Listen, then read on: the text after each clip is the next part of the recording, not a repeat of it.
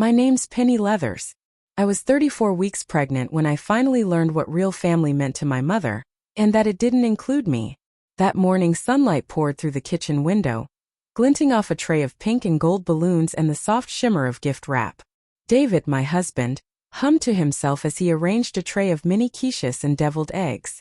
He'd even ironed his shirt, a rarity reserved for weddings and milestones. Today was my baby shower. Our little girl kicked inside me as if she knew. Everything around me felt alive. The smell of cinnamon pastries, laughter echoing through the hall, music drifting from the speakers. But beneath it all, a quiet ache lingered. The kind you don't speak of, because hope makes you look foolish when you already know better. I kept checking my phone, pretending I expected a vendor confirmation or a last-minute RSVP. In truth, I was waiting for my mother. Just a simple message. We're on our way, sweetheart. We're proud of you. Can't wait to see the baby things. At 10:42 a.m. my phone buzzed. We won't make it. Your sister booked a surprise trip to Napa. You know how she gets when she wants something. She's real family. Don't guilt me. I stared. She's real family. A blade disguised as a sentence. Sharp, deliberate. For years I'd been the one holding everything together. Sending money when their bills were late, covering Clara's car repairs, pretending loyalty could earn affection. Surrounded by baby clothes and half-inflated balloons, I realized, to my mother, I'd never been a daughter. I'd been a resource. David glanced up, smiling. You okay, Pen? I forced a nod. Yeah, just tired. Tired, but not in the way he thought. I put the phone down and folded onesies. The shower began an hour later. Perfect. Joyful. Warm. My best friend made a toast that left everyone in tears. Margaret, David's mother, brought an extra cake shaped like a bassinet. His father recorded every smile. Everyone on his side of the family was present, loving, generous. Everyone except mine. When guests asked about my parents, I smiled politely. Oh, they couldn't make it. A single line hiding a lifetime of hurt. Mid-laughter, my phone buzzed again. Fraud alert. Unusual activity detected. My stomach dropped. I slipped to the guest bathroom, locked the door and opened my banking app. 3 attempted transactions, 3 cards, $2,400 in total. The name beside each attempt froze me. Carolyn Leathers. My mother. First I thought it a mistake. Maybe an old autopay. But the timestamps were all within an hour. One card was linked to our joint account, the one David and I used for baby expenses.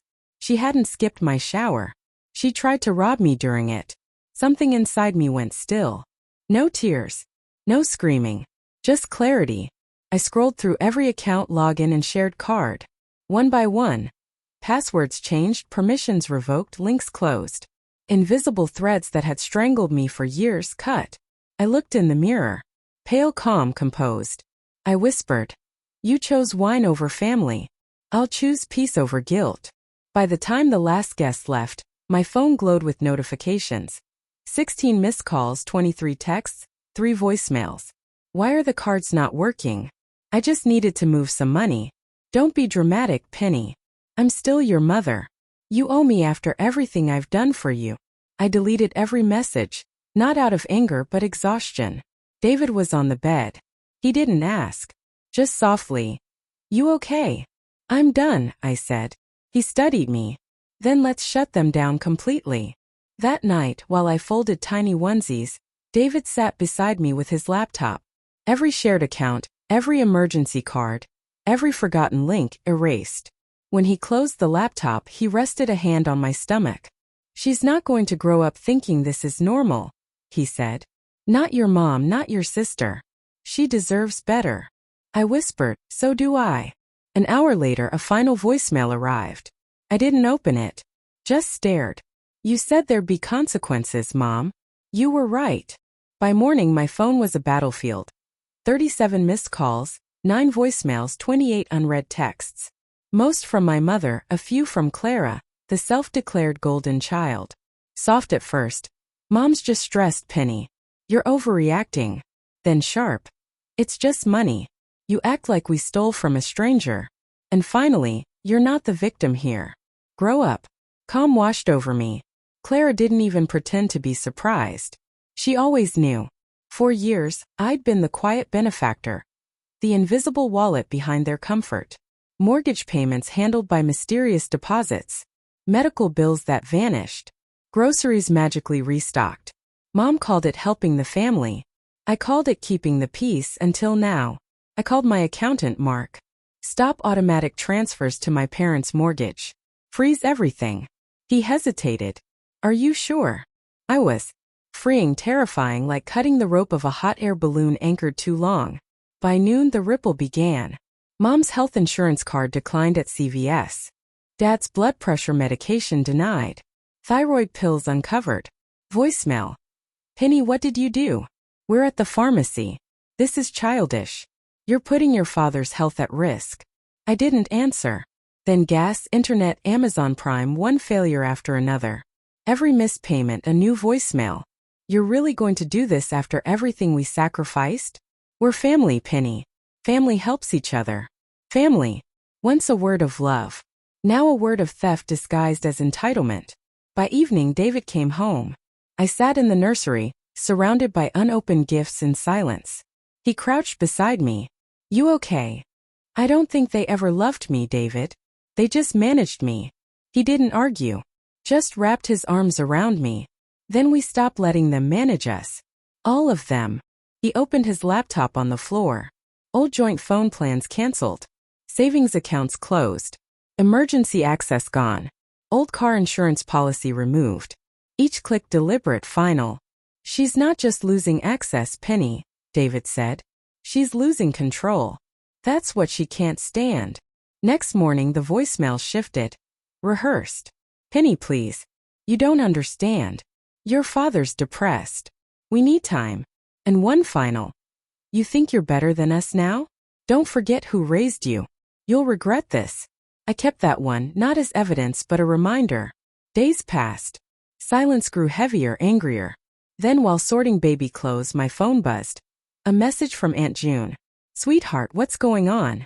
Your mom's post. Attached. A long post on a local community page. In need of support. Our eldest daughter has cut off communication during a difficult time. We're emotionally and financially broken. Any help appreciated. Venmo, support our family.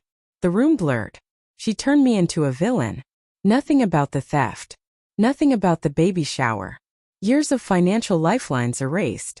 I handed the phone to David. Jaw tight.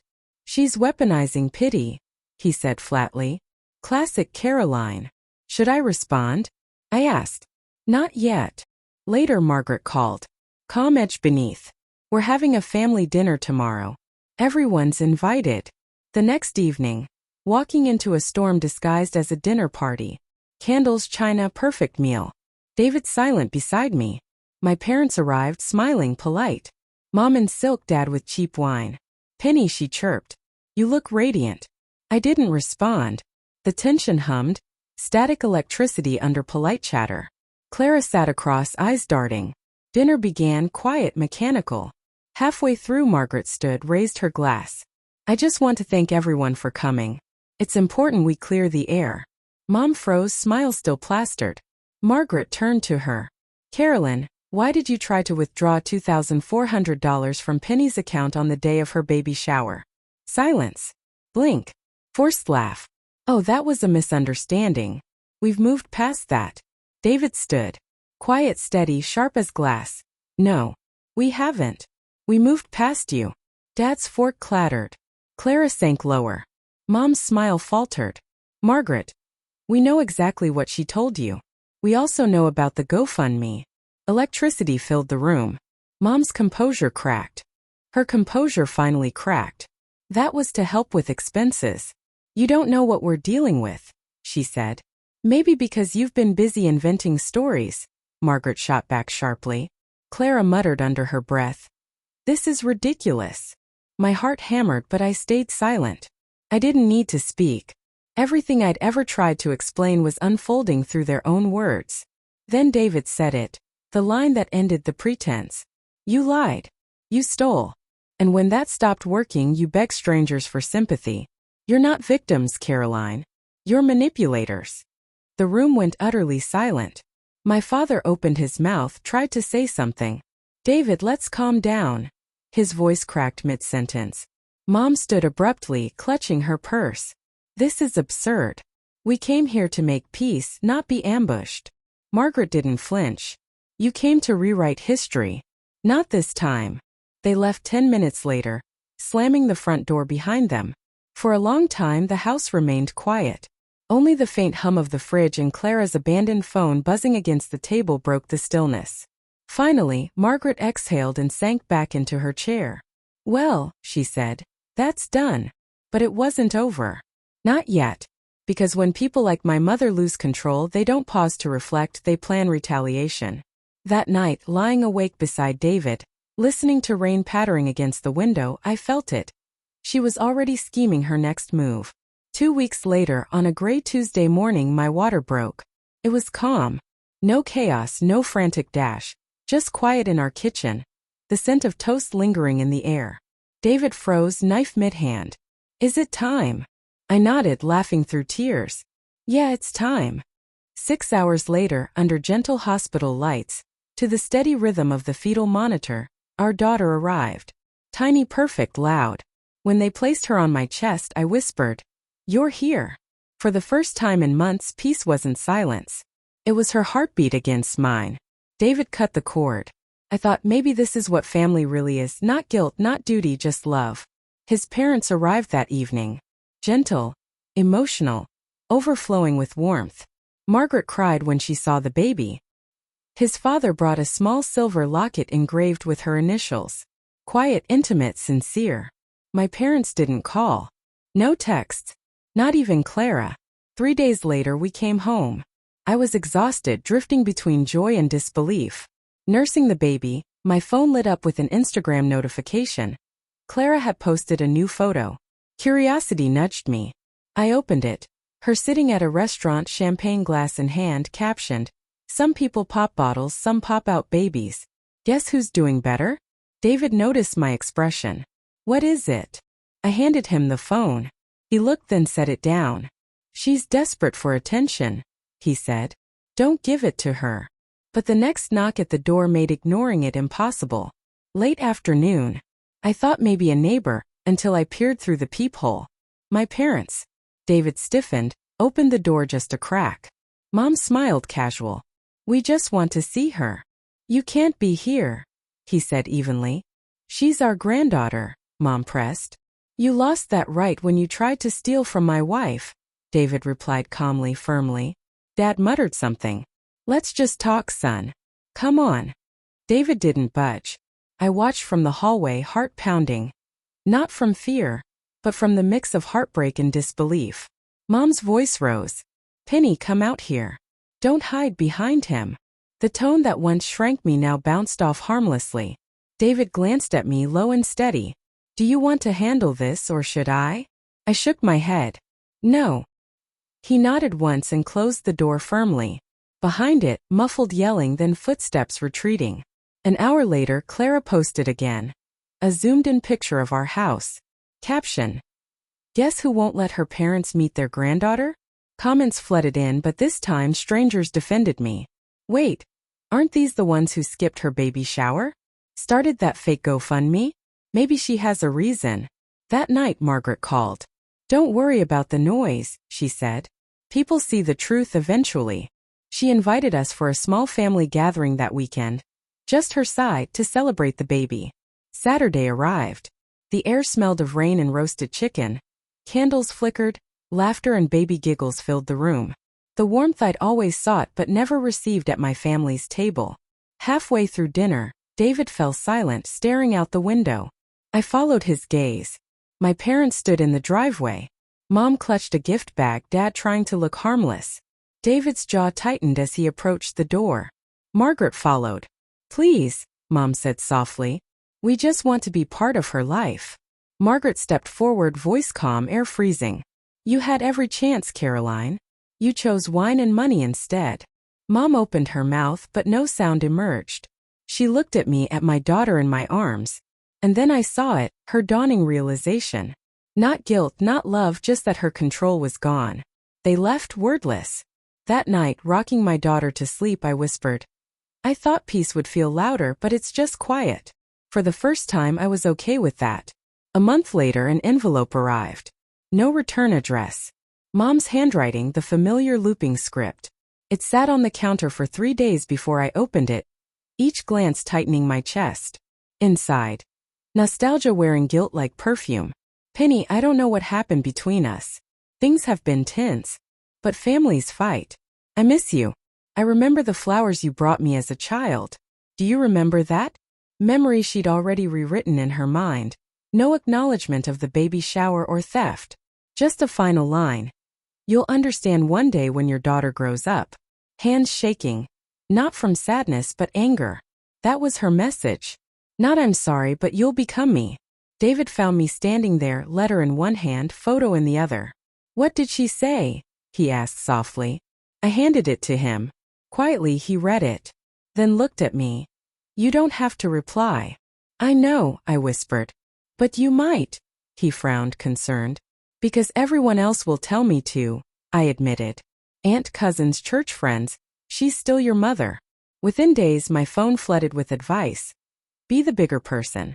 Forgive. Life's short. Against my instincts I did something small. I sent one picture. My daughter asleep in her crib, sunlight across her cheek. 10 seconds later. She's beautiful. When can we visit? I didn't reply. She didn't need it. 2 days later she showed up anyway. Quiet Tuesday. David at work, baby napping. Knock at the door, I knew before looking. I opened the door an inch. She was there.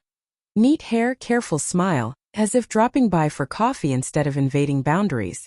I just want to see her, she said softly. Everything in me screamed no. My mouth betrayed me. Okay, I whispered. She looked around, touched the crib, the blanket, performing love. But the illusion broke fast. She spoke of bills, insurance, hardships, every word chipping at what I'd built.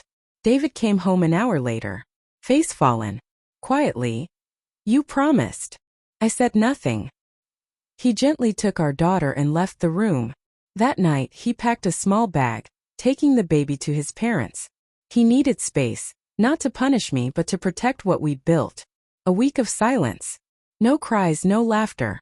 Just the echo of my own thoughts. I considered calling him countless times. Instead, I sat in the nursery reflecting on my mother's words. You'll understand one day when your daughter grows up. I did understand, not her but myself. I understood why I kept letting her in. It wasn't love. It was habit.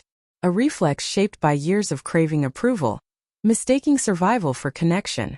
When David returned, he didn't speak at first. He held out our daughter and said softly, if you let her in again, we'll lose everything we built.